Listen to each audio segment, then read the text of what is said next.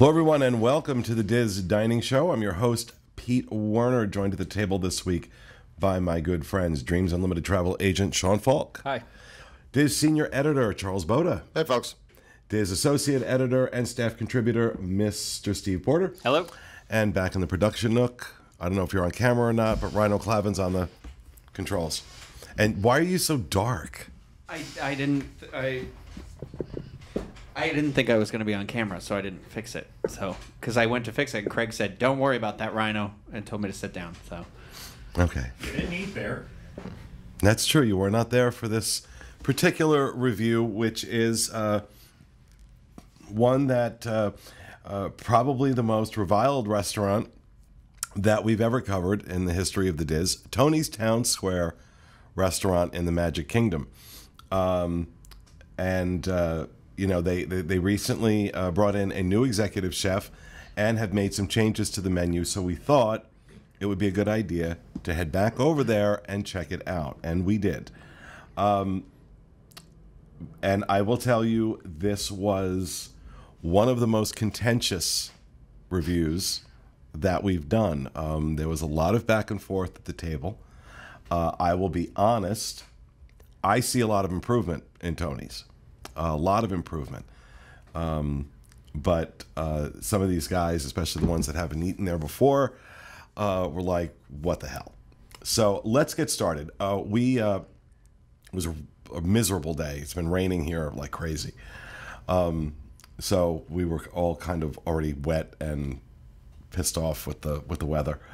But I went in with an open mind. I think we all did. Mm-hmm. For an appetizer, okay, so I need to preface this. I recently started a low-carb diet. And so my experiences here are not typical because I, really had to kind of specialize everything I ate, like, right down to the salad, leave this out, leave this out. And I want to say they were wonderful about adjusting things to my tastes. very accommodating. Incredibly accommodating. So I'll give them that. I ordered a salad, a garden salad.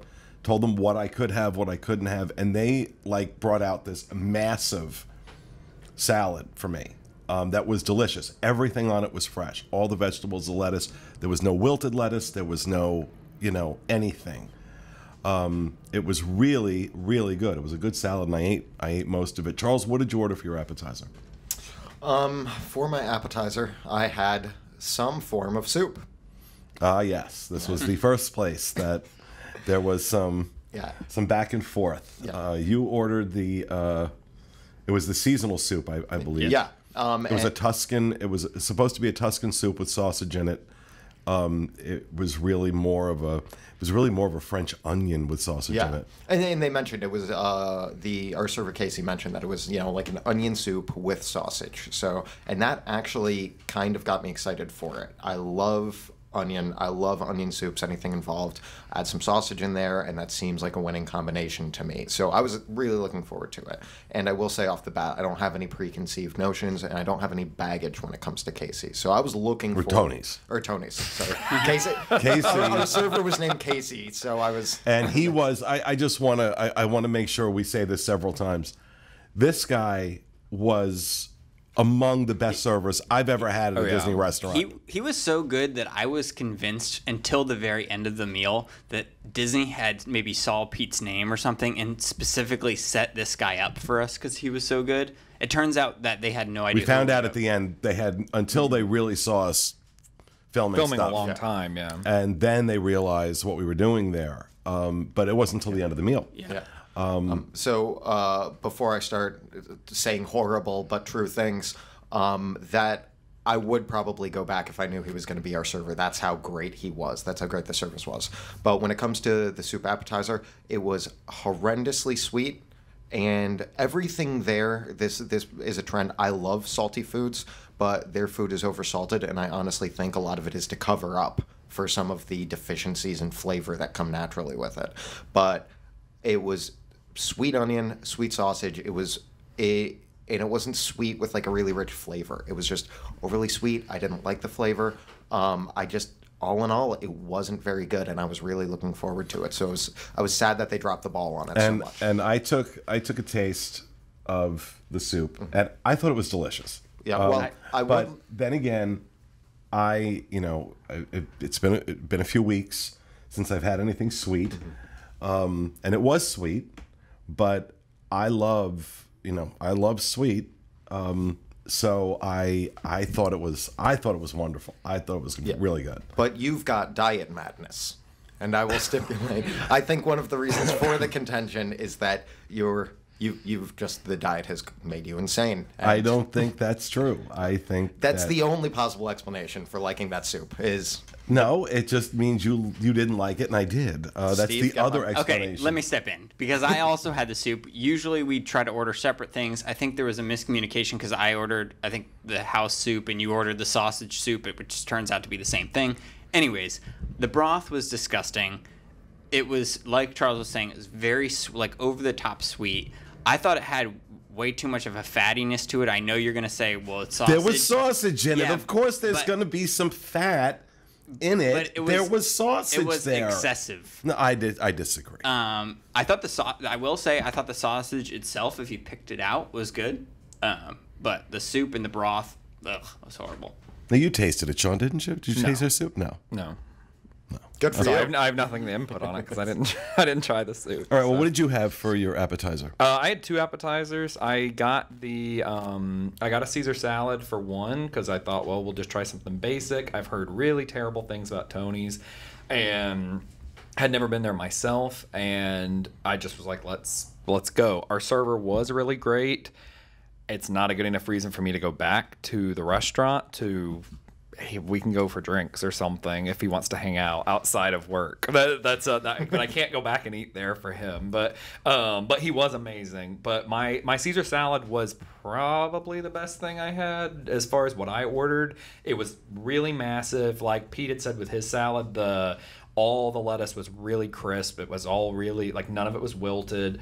But it had like the most pepper in it I've ever had. Well, it had some pepper. There was a little kick to it. I didn't think there was a lot. I think there was enough to taste, but I didn't think it was like just one mouthful of pepper with every bite. It was enough that I was like, the pepper in this salad. Like I am remembering still, like, God, that pepper in that salad. It was a lot. And I do agree with Charles. I think they have to put things like that to like make up for low quality food, which.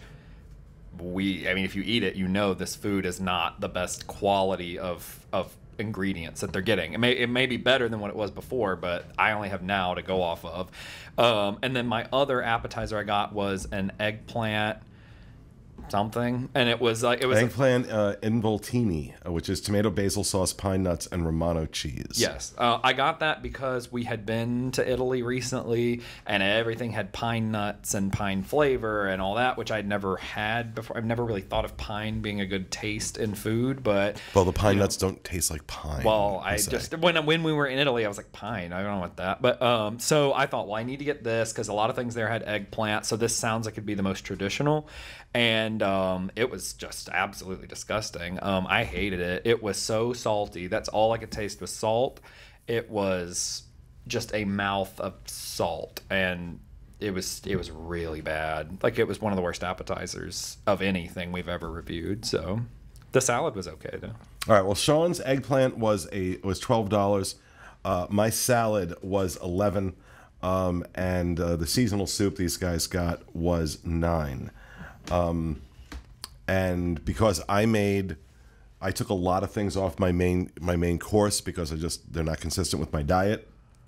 They went ahead and did not charge me for the salad, which I thought, again, really, really nice. But all right, so moving on to our main course, I ordered the Roman style steak. This is a grilled 8-ounce Angus hanger steak. Caramelized onions, rosemary crushed potatoes, and local vegetables. Well, I had to pull off, and this is a $32 dish, so this is not a cheap dish. I had to pull off the caramelized onions and the potatoes, and I just went with some fresh vegetables to go with it. And I'm going to tell you, this steak was absolutely delicious. I would go back just for this. I thought it was fantastic. It's a hanger steak, and they tend to be more on the fatty side, but that fat also gives them flavor. So it was very flavorful. It needed no sauce. It needed no seasoning.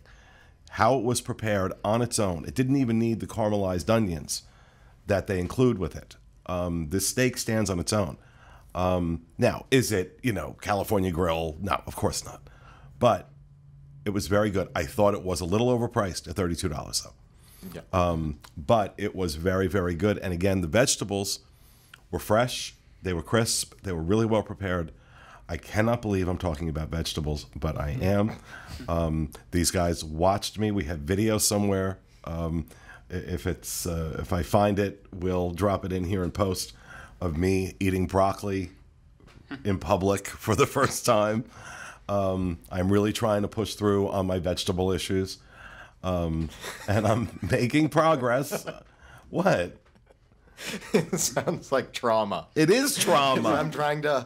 Bless her heart. I love my mother to death, but what that woman did to me with vegetables, that really had an impact. My friends and when you family have are these being mommy very- dearest, when you have these damn mommy dearest moments over cream spinach, Brussels sprouts, cauliflower, and I'm sitting there gagging, and this woman will not let me leave the table until I finish it. You're damn right. When I got to make a choice, I'm like, ciao, I'm done. I'm not eating it. So, and that's just kind of been a constant thing. But now I'm going low carb, so I've got to bring a lot of vegetables into my diet, and so I'm trying. So yes, it was trauma. There's no two ways about it.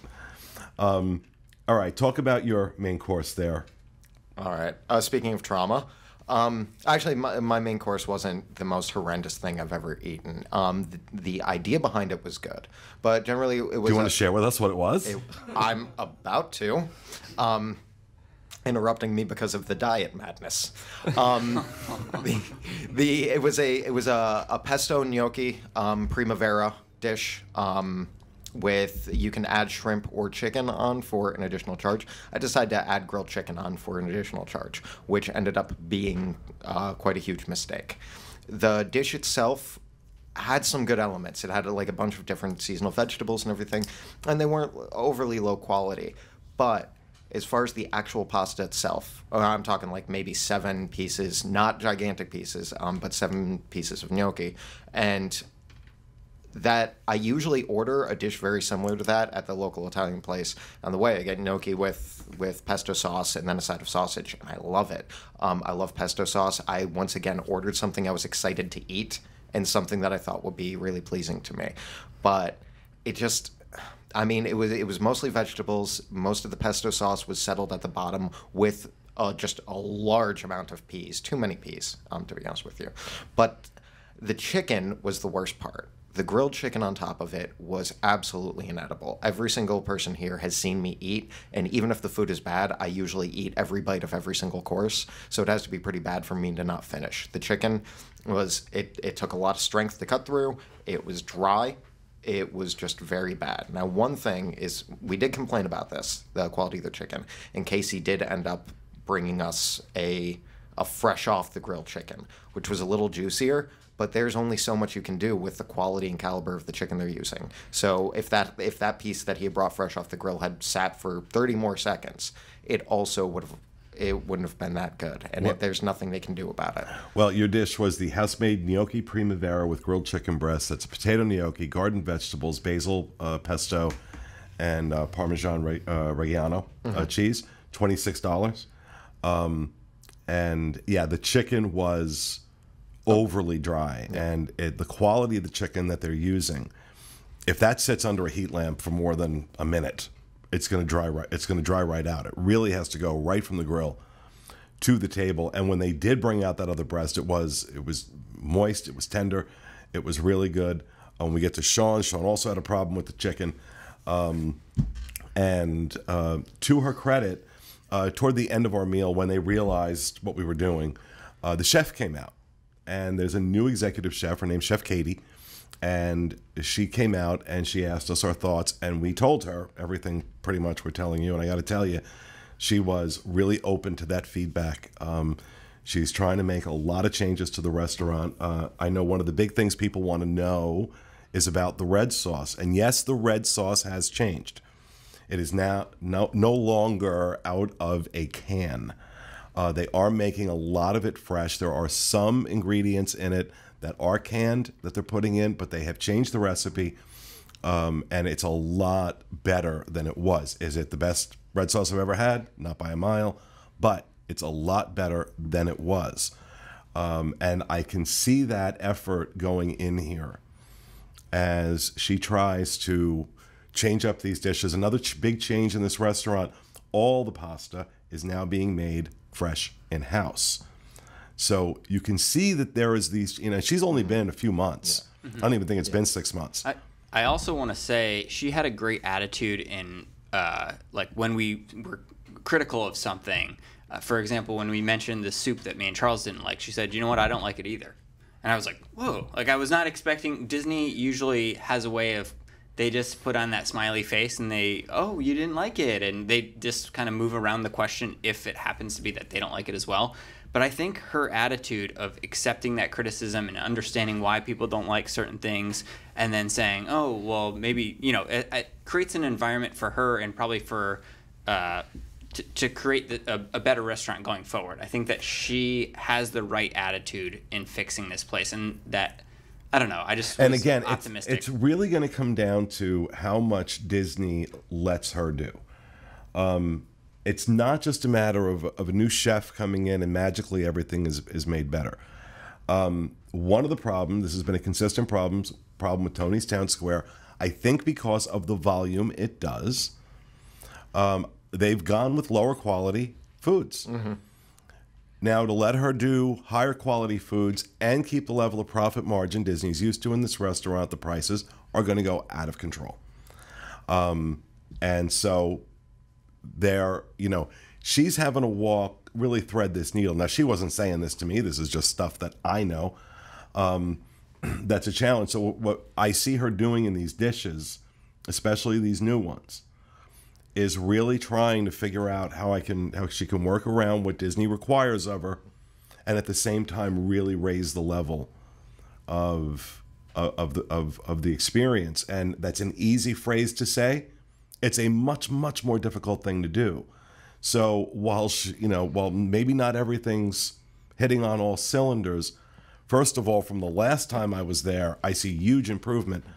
But more importantly, I see an attitude of wanting to make this a better place. I think that's why I'm getting defensive about Tony's, which I never thought those words would leave my mouth. But I think that there is an effort being made, and I think that deserves to be supported. Yeah. With my meal, a lot of those things ring true. Surely there's an effort. The chicken is low quality, and once again, there's nothing you can do about that. The pasta was good. There is. They can buy better quality chicken. I mean, with that chicken, there's no preparation. There's no way you can take that chicken and make it good. I just imagine that chicken died very, very old, sitting on a rocking chair with hate in its heart, and they just scooped it up and fried it for your pleasure. Wow. It's a bitter chicken. That was very specific. Yeah. But it's very accurate. Yeah, you can really taste the hate too. So. Yeah, but the thing is, it's. The dishes were a little more original and a little more unique than I expected, given the reputation of this place. And I think it is a workaround to some of those lower quality ingredients, and it's creative. And we'll see that later on too. But there were some creative calls that they made to try and use those in a unique way to get past that. But they also fell to old standbys like over salting or over seasoning to get past the lower quality ingredients as well. So it's kind of a bind for them to take those raw materials, I think, and make it into something top. All right, Steve, what did you have? I had the ravioli. It had spinach and ricotta cheese in it. You could have, like Charles's dish, you could have chicken or shrimp added. I chose not to. With the experiences that everyone else had, I'm glad that I didn't add the chicken. That being said, the presentation was very beautiful. I think they did a great job. Mm-hmm. They had the spinach and ricotta cheese, rigat. or spinach and regat ravioli, heirloom tomatoes, wilted chard, and lemon parmesan crema. I was trying to say Alfredo. For $22. The dish was $22. Came out avocado. Well, it's not an Alfredo. It's a lemon parmesan crema, which is, kind of similar to an Alfredo. It's a white sauce. It's a white sauce, yes. It was not. I was expecting an Alfredo, so maybe that's what it was. Because when I first started the dish, I didn't like the sauce that much. I thought the raviolis were great. By the end of the dish, I actually did enjoy the sauce. Overall, I thought it was really good. The portion size was small. I think if they're making these raviolis in-house, maybe they need to make them a little bit bigger, because I finished my meal quicker than everyone else because they give like 5 half-dollar sized raviolis, so it was very quick. That being said, it was good so I was finishing it or eating it quickly.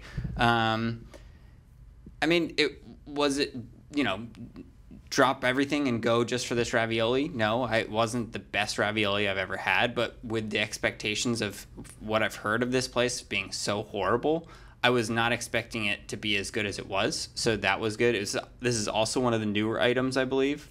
So I think going forward, if there's small tweaks, this could become one of the better dishes because I liked it.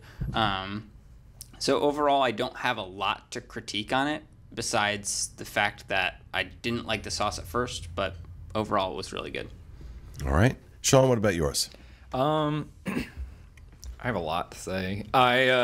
First of all, their dishes were really, really, really pretty. So I'll give them that. Whatever they've done as far as presentation, I don't know what it was before, but now it looks amazing. And you can tell because their 3 dishes were new, and mine was the chicken Alfredo that was one of the old menu items. And if you could have just seen them all 4 on the table at one time, you could clearly tell Chef Katie did those other 3 things, and then mine was like a pre-done thing because it didn't look good, it didn't taste good. Wait, what did you have again? I had chicken Alfredo. Okay.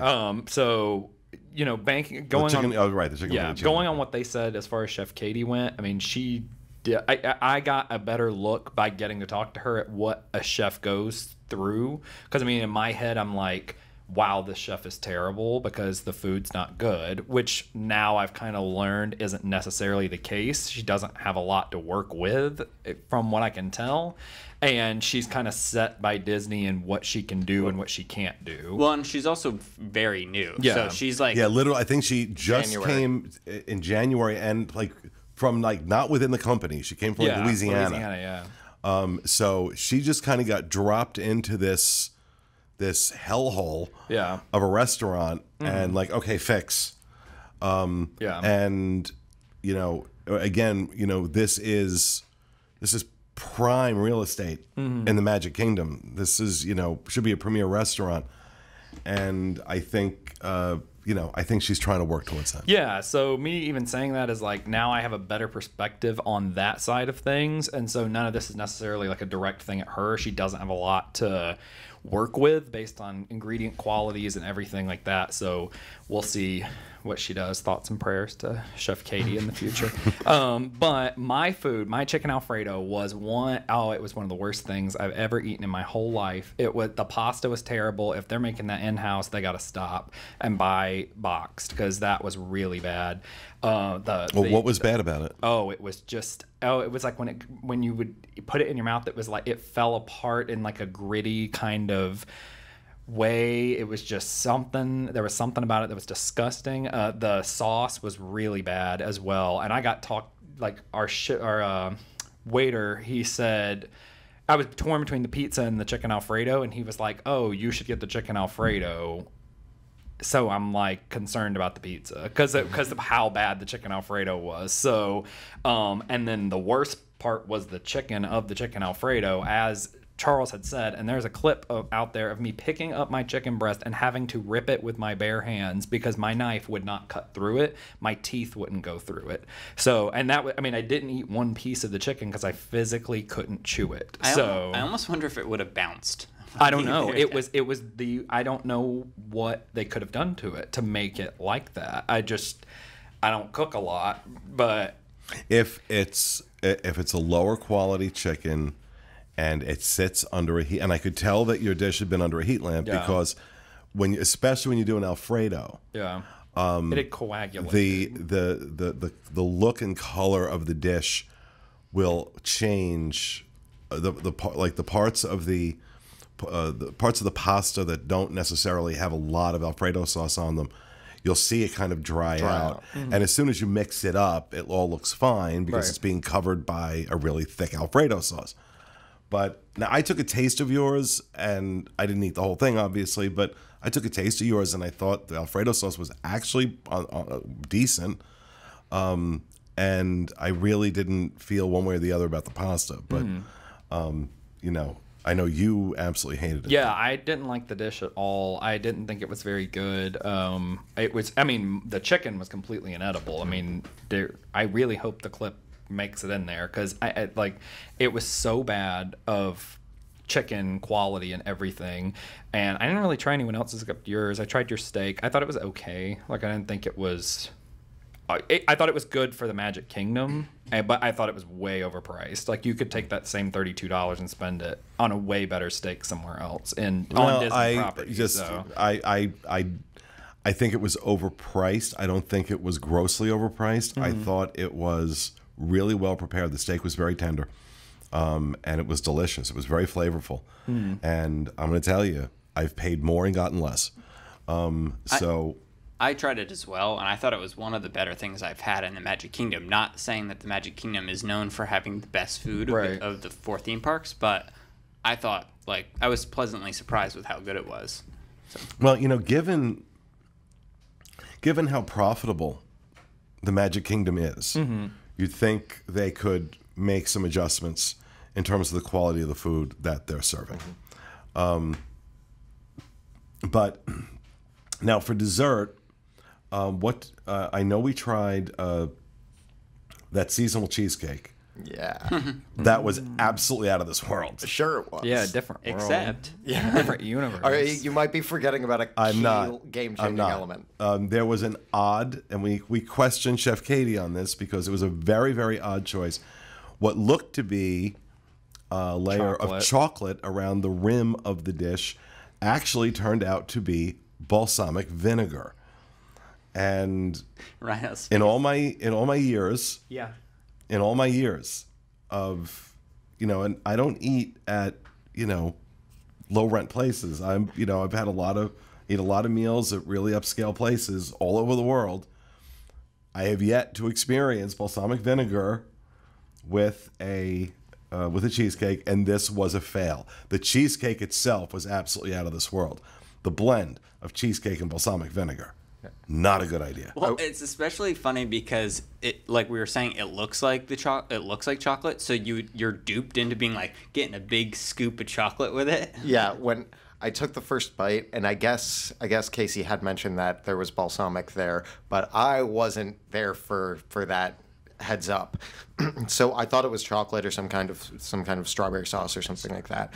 And I took the first bite, and I'd actually thought, oh my God, this cheesecake has gone bad. And then I was like, wait, that's a very specific type of... Is that vinegar? Is that balsamic vinegar?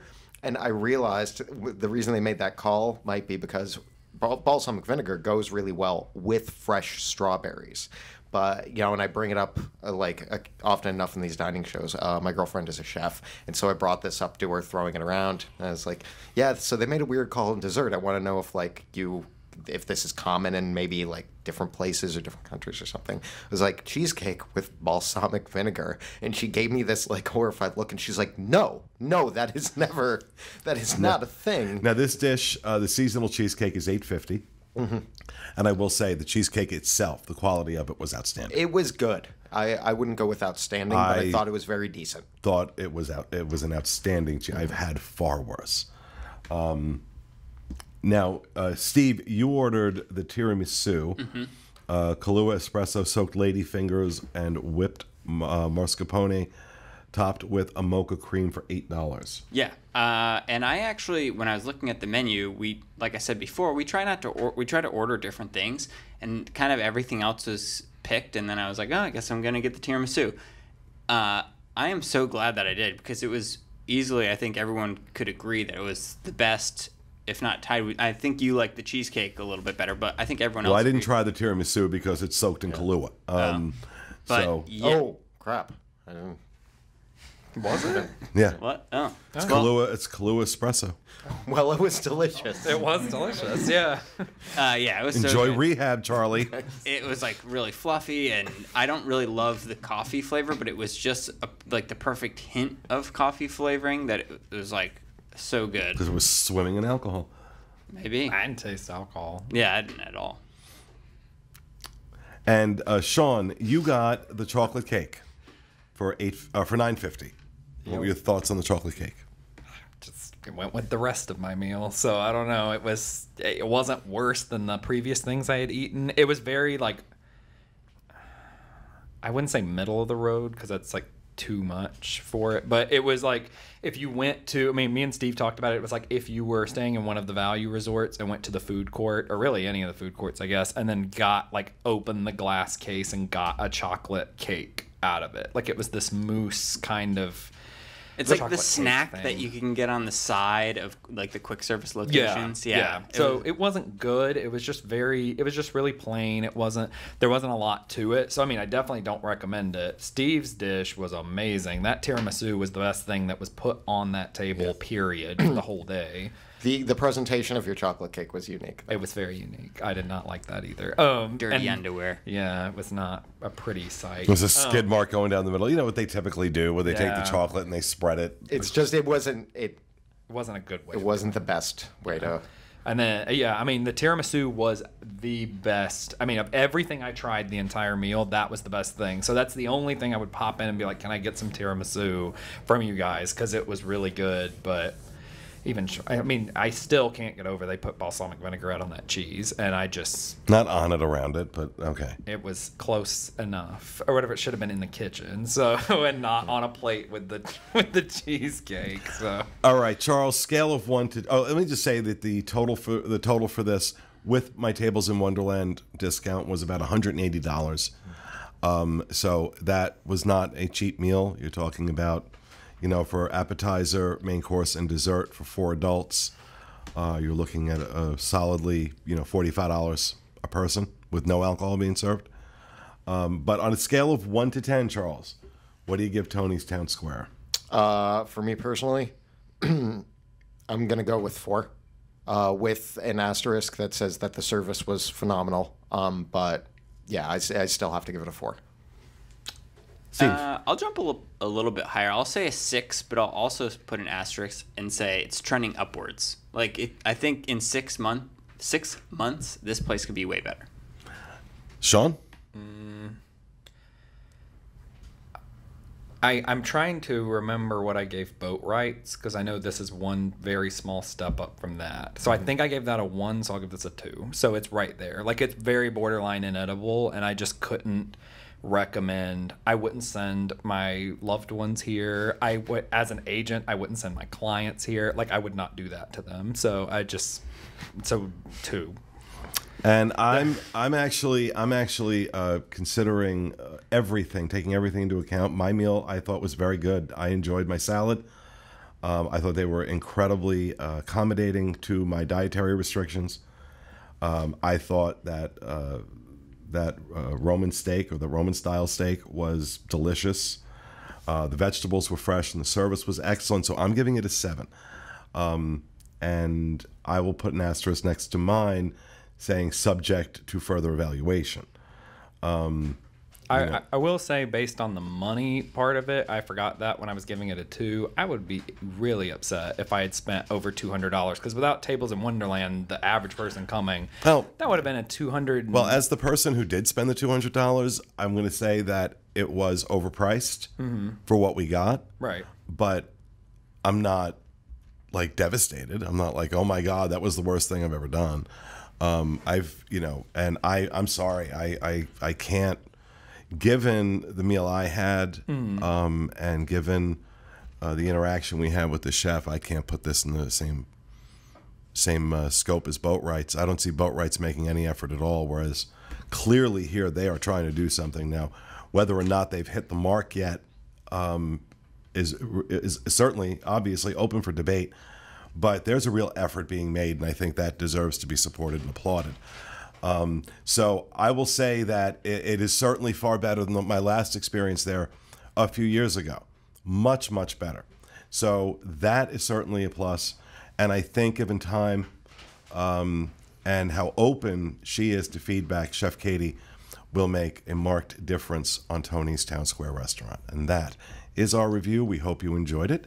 And we'll be back with you again next week with another episode of the Disney Dining Show. Have a great week, everybody.